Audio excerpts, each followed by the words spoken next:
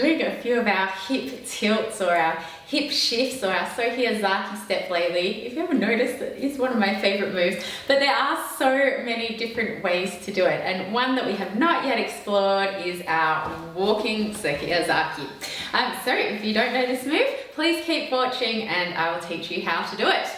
Firstly, starting with good posture, as always, feet hip width apart, pelvis tucked in, chest up. Posture is really important for this one because it's going to help you to move your hips as well as keep it nice and elegant and safe. So if you haven't learned your basic Sohiyazaki step, do that first. I'll link that below. Otherwise, remember that you can either lift your heels as you do it.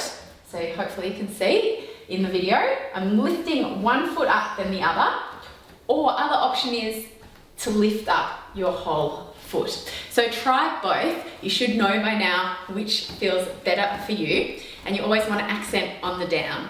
So I know when I first started, I found it easier to lift the whole foot.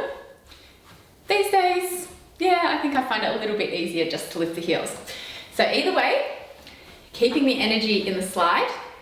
Then when the hip comes up, our foot is coming up and we're stepping forward.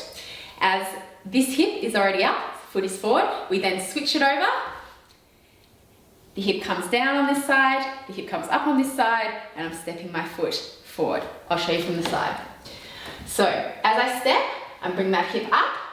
As I land, I bring that hip down, my other hip automatically comes up. Ready to step and down, step and down, step and down, step and down. So when you're doing it to tempo, it looks a bit like this. Down, down, down, down, down, down, down, down. You can walk it forward, you can walk it back, you can walk to the side, you can walk any direction you like.